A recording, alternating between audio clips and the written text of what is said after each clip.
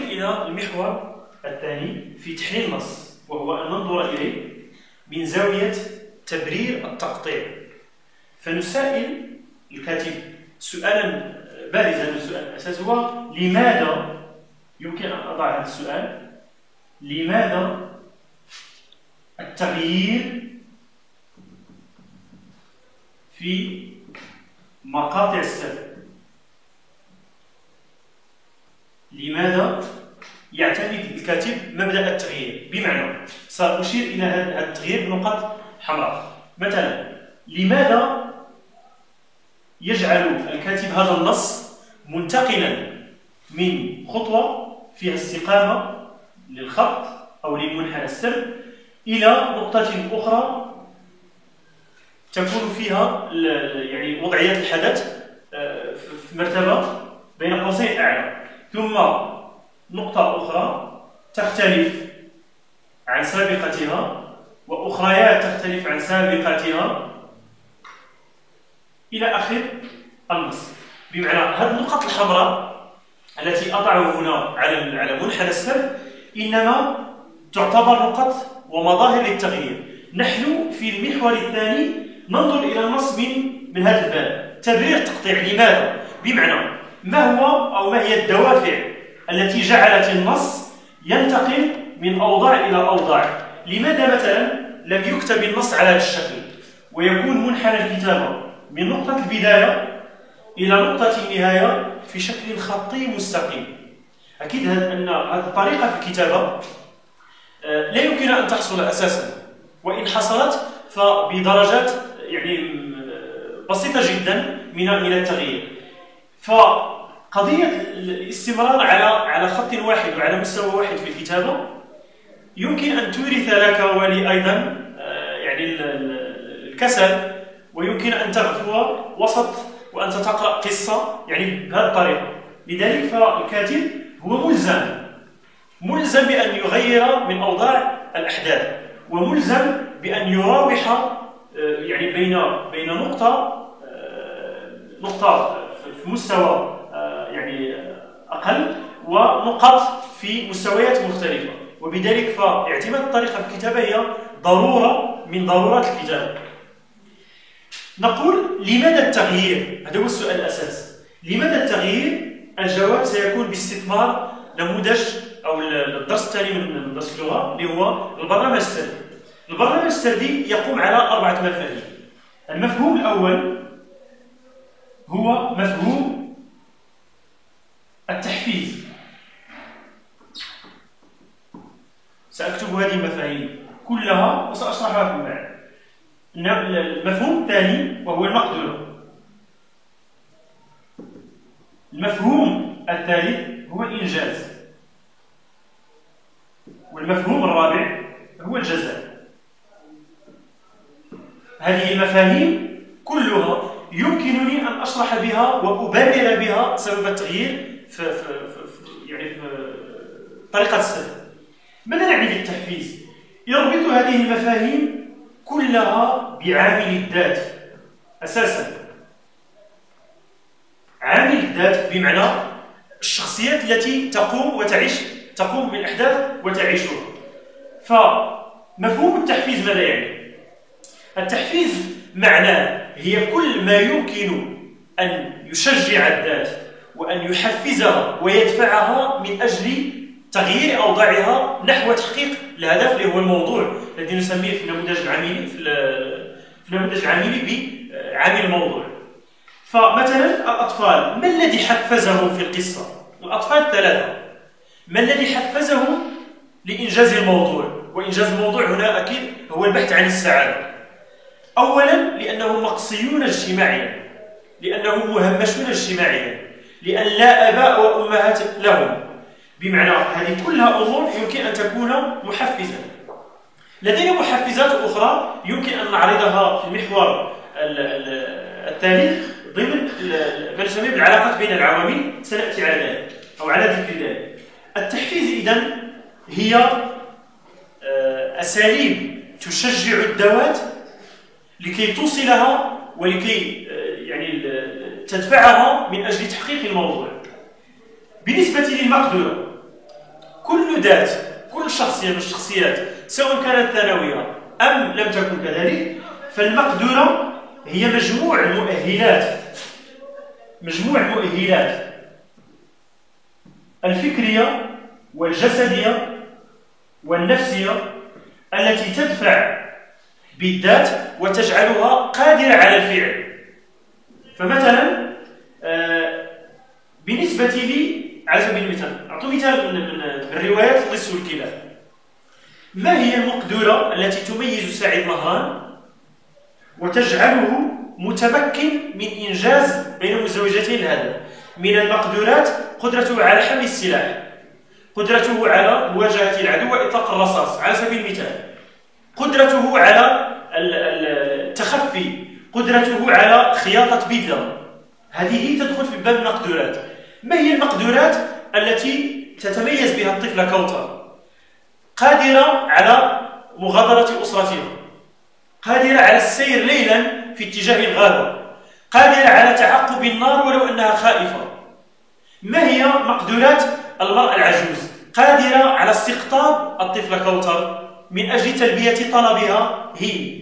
ما هي مقدورات الأطفال؟ الأطفال عموما كل طفل له مقدورة معينة. مثلا الأجمل من مقدوراته أنه وسيم، هذه تدخل في باب المؤهلات الجسدية. فأنا حينما أكتب نصا أوضح فيه هذه المقدورات أشير إلى الخصائص وإلى المؤهلات الجسدية وإلى المؤهلات النفسية وإلى المؤهلات الفكرية وغير ذلك، على اعتبار أنها مقدورات. معنى أن المقدورات قد تكون فعلا قدرات جسدية، وقد تكون مؤهلات نفسية، وقد تكون استعدادات للقيام بالفعل. بالنسبة للإنجاز، الإنجاز يرادف بالفعل. ما معنى أنجز؟ أنجز أي قام بشيء، حققه. عامل الموضوع هو إنجاز لم يتحقق. متى يصير عامل الموضوع منجزا؟ حينما يفعل، حينما تقوم به الشخصية. فسنتساءل ما الذي أنجزه الأطفال؟ أو ماذا أنجز الأطفال؟ وماذا أنجزت الطفل؟ وماذا أنجزت كل الشخصيات؟ مثلا الإنجاز الأول في السعي إلى تحقيق السعادة هو استقطاب الطفلة التي تعتبر أختا لهم للأطفال في القصة. أيضا من الإنجازات التي قامت بها مثلا المرأة العجوز أنها تمكنت من استقطاب تلك الطفلة التي لم تكن تتجاوز مجرد يعني رعي بقرتها والقيام بأشغال المنزل. بالنسبة للجزاء ماذا يراد به؟ الجزاء هو ما تحصل عليه الذات، ما تحصل عليه الشخصية في نهاية القصة. غالبا الجزاء يمكن أن نجده في نهاية القصة، ويمكن أن نجد أيضا جزاءات داخل يعني على امتداد القصة. الجزاء هنا له علاقة بالإنجاز. هذا الجزاء إما أن تستفيد منه الذات، ونسمي ذلك بالإنجاز العكسي،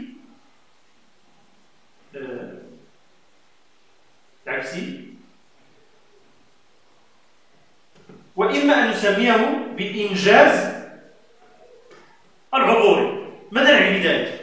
الإنجاز العبوري بمعنى كجزاء حينما تستفيد الذات وحدها مما أنجزته، مما قامت به، وتكون هذه الاستفادة بمثابة جزاء. بينما الإنجاز العبوري نقصد به أن الشخصية استفادتها تتجاوز نفسها لكي يستفيد منها غيرها، وبذلك الجزاء هنا يتجاوز الذات ويصبح عابرا لها لكي تستفيد منها الذوات الأخرى. إذن الإنجاز والجزاء مرتبطان ببعضهما البعض. الإنجاز يكون أولا، ونتيجة الإنجاز تسمى جزاء. إذن سنعود إلى السؤال الذي طرحناه قبل قليل: لماذا التغيير في مقاطع السرد؟ مثلا نأخذ شخصية معينة، مثلا الأطفال، نأخذ شخصية الأطفال فنراقب فعلا هذه المفاهيم كلها. الأطفال في البداية بالنسبة للتحفيز، ما الذي حفزهم للذهاب إلى الغابة وتحقيق السعادة؟ هو التهميش. التهميش المجتمعي له كان بمثابة محفز. بقوا في المجتمع لكي ينتقلوا. الانتقال إلى الغابة، الهروب إلى الغابة، أكيد أن هذا الحدث سيكون محطة رقم 1، بل محطة ما قبل رقم 1، لأن المحطة الأولى قلنا بأنها تبين ظهور الحدث مفاجئ، تبين ظهور كوثر. بالنسبة للهروب سيكون مع المقطع. لما هربوا إلى الغابة، ما الذي حفزهم على الهروب إلى الغابة؟ يمكن أن نجيب. أولا لأن الغابة توفر لهم ملاذا أمينا. 1، أنهم هربوا ليلا، والليل يعتبر أيضا محفزا، خاصة وأن هؤلاء الأطفال في إطار تحقيقهم للموضوع أنهم التجأوا إلى مكان يوفر لهم التستر في تحقيق مبتغياتهم. إذن بالنسبة لي السؤال الذي طرح في البداية هو: لماذا التغيير في هذه المقاطع، في مقاطع السير؟ قلنا لأن هناك محفزات تجعل الذات تنتقل عبر خطوات وعبر محطات النص، لأن هناك مؤهلات ومقدورات. فعلى العكس من ذلك، دعونا نعطي مثالا عكسيا لكي نشرح به أهمية المقدورة. مثلا الأطفال لو كانوا يخافون من الالتحاق بالغابة لن يتغير شيء من بداية النص، بمعنى أن هذا الخط الذي نمثل له أو نمثل به لبداية النص سيستمر ما دام أن الأطفال غير قادرين على الانتقال إلى الغابة. وبالتالي فالمقدورة، توفر المقدورة في النص جعلت النص ينتقل من محطة إلى محطة أخرى، محققا بذلك نوعا من التنوع ونوعا من التغيير. في علاقة بالموضوع أيضا، موضوع تبرير التغيير، سنشير إلى نقطة مهمة ثانية وأختم بها المحور الثاني. ما هي هذه النقطة؟ هي بنية الرغبات. ماذا نعني ببنية الرغبات؟ بنية الرغبات هي ما تسعى إليه الذات باستعداد النفس منها. فبنية الرغبات أكيد أن كل شخصية إلى ولديها رغبة، فقط هذه الرغبات تتباين وتختلف، وهي المبرر الأساس إلى جانب ما أشرت إليه قبل قليل، هي المبرر الأساس في الانتقال من محطة إلى محطة. فمثلا هنا رغبة في السعادة، هنا رغبة في الاختلاء بالنفس، هنا رغبة في الفوز، بكوثر، هنا رغبة جسدية أو جنسية، وهنا رغبة في القتل، ربما رغبة في الانتقام من الوضع ولكن على حساب كوثر، رغبة في الانتقام. فبنية الرغبات أكيد أن هناك مجموعة من الرغبات ستختلف أكيد، وهذا الاختلاف هو السبب وهو القوة الدافعة في الانتقال من محطة إلى محطة في النص. لذلك فبنية الرغبات يمكن أن نميزها أو أن نميز فيها بين محطات 3.